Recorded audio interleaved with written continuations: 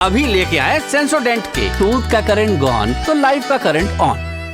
बादशाह और योयो हनी सिंह की लड़ाई पुरानी है। बीच बीच में दोनों लोग एक दूसरे पर टीका टिप्पणी करते रहते हैं, जिससे उनके फैंस हमेशा लामबंद रहते हैं।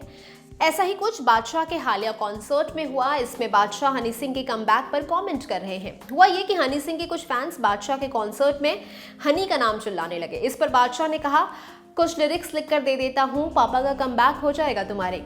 अब इस घटना का वीडियो सोशल मीडिया पर भयंकर वायरल हो रहा है। कमबैक शब्द हनी सिंह और बादशाह के फैंस के बीच रार की वजह बना हुआ है और इसके पीछे की कहानी आपको बता देते हैं। दरअसल हुआ ये कि हनी सिंह बीमार पड़ गए थे। वो कुछ सालों तक म्यूजिक से दूर रहे, इलाज करवा के लौटे। तब तक बादशाह ने मार्केट कब्जा लिया था। फैंस उम्मीद कर रहे थे कि हनी सिंह बीमारी से लौटने के बाद तोड़-फोड़ गानों से जबरदस्त वापसी करेंगे, मगर पिछले कुछ सालों से हनी सिंह के गाने पहले जैसे नहीं चल रहे, जबकि बादशाह का काम बढ़िया चल रहा है। पिछले दिनों बादशाह ने गॉन गर्ल नाम का एक गाना बनाया। इसकी हुक लाइन है, लड़की खराब। इस गाने में बादशाह कहते हैं, इनसे गेम क्रैक ही नहीं हो रहा, हिट कोई ट्रैक ही नहीं हो रहा, यहाँ मैंने फिर सीन चेंज कर दिया और कुछ लोगों का कमबैक ही नहीं हो रहा। बादशाह के गाने की इस लाइन को योयो हनी सिंह पर तंज की तरह देखा गया। तभी से कमबैक शब्द जो है वो हनी सिंह के फैंस के लिए ट्रिगर बन गया है। खैर, अब बादशाह के कॉन्सर्ट से जो क्लिप वायरल हो रही है उसमें दिख रहा है कि स्टेज पर बादशाह परफॉर्म कर रहे हैं।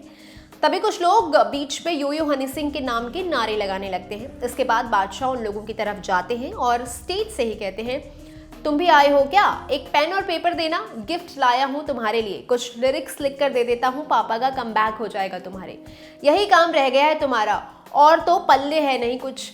बादशाह का ये वीडियो तेजी से सोशल मीडिया पर वायरल हो रहा है। इस पर ढेर सारे कमेंट्स देखने को मिल रहे हैं। कोई बादशाह के सपोर्ट में बात कर रहा है तो कोई हनी सिंह को सपोर्ट कर रहा है। कई ट्विटर यूजर्स दोनों की ही मौज लेते दिख रहे हैं। कुछ का कहना है कि अब एक और लफड़ा होने वाला है।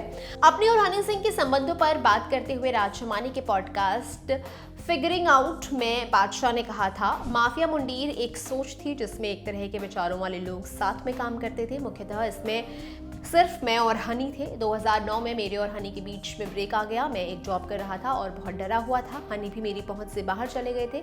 जब मैंने उन्हें कॉल्स किए तो उन्होंने नहीं उठाए। उसके बाद जब तक हम माफिया मुंडीर में रहे, हम नहीं मिले।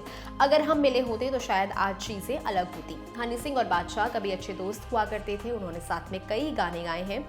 इसमें खोल बोतल, बेगानी नार, दिल्ली के दीवाने और गेटअप जवानी शामिल हैं। ये दोनों लोग माफिया मुंडीर नाम के म्यूजिक ग्रुप का हिस्सा भी थे। इन दोनों के अलावा उस ग्रुप में रफ्तार, इक्का और लिलगोलू भी थे। हालांकि कई सालों से हनी सिंह और बादशाह साथ में नहीं आए हैं।